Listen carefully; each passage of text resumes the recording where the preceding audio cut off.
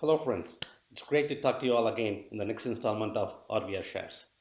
Today, I want to talk about happiness and how, in our pursuit of happiness, we sometimes tend to overlook the value that little bursts of happiness that come to us they outweigh the big moments. When asked to name a happy moment, we always tend to look back and call out key major events, right?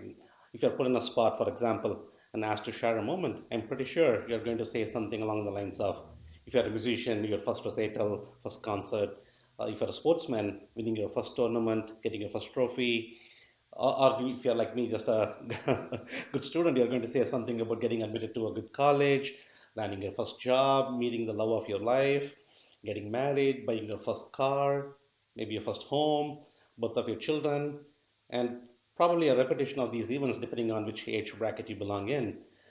And maybe a repetition of these events even for your grandchildren if you're a really senior citizen, right? But these are all over a lifespan, and these are only a handful of moments, and then they go really with a large gap in between. Let us now look at what could be a happy moment, a little bite of it that you can experience like every single day. A glorious sunrise, right? A gentle breeze on your walk, something goofy your child or your little pet did. A child's laughter, right? A beautiful bloom of flowers, a slight drizzle of rain when you're going for a walk, or even a beautiful rainbow. And that's why I have the rainbow picture here, right? As we are all sheltering at home due to the COVID-19 situation and working long days from home, sometimes it feels like you don't get a break. So what I do is at the end of my work day, I go for a walk around the neighborhood before the sun sets. And a couple of weeks back, and this is really my moment of zen, right?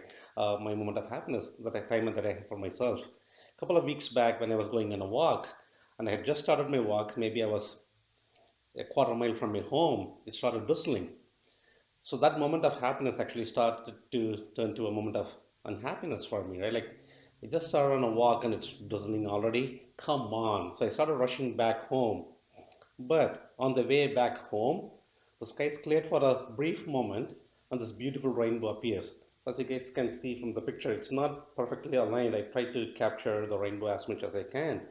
But that was a really beautiful moment. And that moment gave me much more happiness than I would typically get from doing my usual 2 mile circuit or 3 mile circuit, depending on the day. We have all heard of the old proverb, right, that age that says, like, you should stop and smell the roses. It may sound like a cliche, but this truly for me was stopping and smelling the smell of earth that was wafting up because of the rainfall and seeing and enjoying the beautiful rainbow. So look at this picture now. If you're wondering what that is, if you zoom in, you can see like five little robin hatchlings there.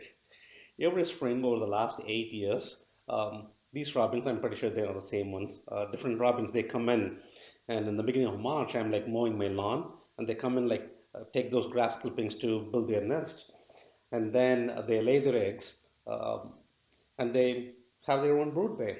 So in the 6 weeks that I have been sheltering at home, these parent birds they met, they mated, they built their nest, they laid their eggs, and they saw them go through the whole hatching process, right? And these are little hatchlings that you see here, and these are really going like fluffy and fat because the parents have been constantly bringing in those earthworms as the rains fall in the freshly mowed lawn. The earthworms start coming out, and the parent birds are feeding these little hatchlings, and they're growing to be really good.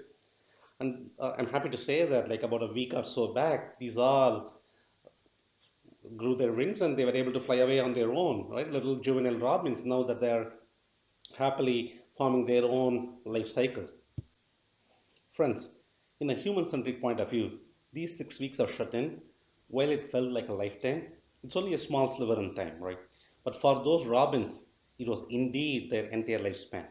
And they brought extreme happiness not just for themselves, but to me and my family as we watched them through this process.